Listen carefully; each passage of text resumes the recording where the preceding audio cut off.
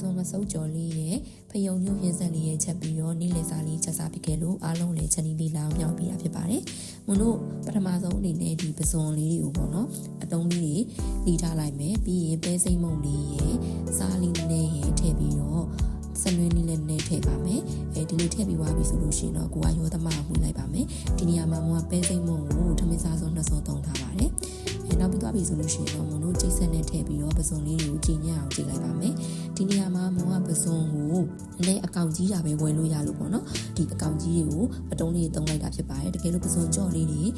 ဝယ်ဖြစ်တယ်ဆိုလို့ရှိရင်တော့အတုံးတုံးကြမလို့ပေါ့နော်ကျိတ်ဆက်ဒါမှမဟုတ်လို့ရှိရင်မရှိဘူးဆိုရင်လည်းကိုကငရုပ်စုံနဲ့ထည့်ပြီးတော့ထောင်းလိုက်မယ်ဆိုရင်ရပါပြီပစုံလေးတွေလည်းရပြီဆိုလို့ရှိရင်မတို့စီထည့်မယ်စီပူလာရင်စနွေးလေးထည့်ပြီးတော့ပစုံမစုပ်အလုံးလေးတွေပြောင်းလုံးပြီးတော့ကြော်လို့ရပါပြီဒီနေရာမှာလက်ပီမှာဆိုတဲ့လူတွေလက်နဲ့လုံးမှုအဆင်ပြေတဲ့လူတွေကမွန်းလို့ပဲစုံလေးနှစ်ချောင်းသုံးပြီးတော့ပစုံလေးလုံးသွားလိုက်မယ်ဆိုလို့ရှိရင်လှလှပပလေးအလုံးလေးညီညာလေးထွက်လာပါလိမ့်မယ်တစ်ဖက်ကချွေဝါအောင်တန်းလာပြီဆိုလို့ရှိရင်တော့နောက်တစ်ဖက်ကိုလှန်ပြီးတော့ကြော်လို့ရပါပြီဒီကြော်နီးလေးကအရန်လဲစားလို့ကောင်းတယ်မွန်းတို့ငငယ်ကလေးပေါ့နော်အရင်အမေကြော်ကျွေးနေကြနီးလေးဖြစ်တဲ့အတွက်ကြောင့်မလို့ပဲချင်းပဲစားပေါ့နော်အရင်အမေကိုတတိယစီရဲ့ဟင်းလေးတစ်ခွက်ဆိုလည်းမမှားပါဘူးပစုံနဲ့မွေးလေးနဲ့နှစ်ဖက်လုံးချွေအောင်တန်းလာပြီဆိုလို့ရှိရင်တော့မွန်တို့စားလို့ရပါပြီဒီနေရာမှာပစုံမစုံနဲ့တွဲပြီးတော့စားဖို့အတွက်မွန်ကဟင်းဆက်ဟင်းလေးချက်ပါမယ်အရွက်ကတော့ဖယုံညွန့်လေးကိုသုံးထားပါတယ်ဘူးညွန့်တို့ပစုံရက်တို့သုံးခြင်းလေးဆိုလို့ရပါတယ်မွန်ကစက်တော်အနီရဲ့ပစုံကြောက်ကလေးရဲ့နောက်ပြီးသွားလို့ရှိရင်ရေနွေးလေးရဲ့စူပွားအောင်တွေ့ထားလိုက်ပြီးတော့စူလာပြီးဆိုရင်ကံပြားလေးထည့်တ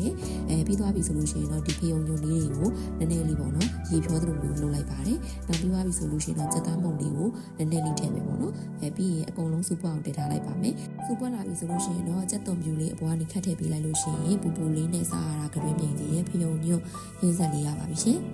ဒီဟင်းအတွက်ဆက်လေးရလဲစားရတာအရသာရှိတယ်ကြွေးလည်းမြင်စီရဲ့အတွက်ကြောင့်မလို့အားလုံးပဲလှူစားကြည့်ကြပါအောင်နော်ဗီဒီယိုလေးကိုကြည့်ပြီးတဲ့အတွက်လည်းကျေးဇူးများတင်ပါတယ်ရှင်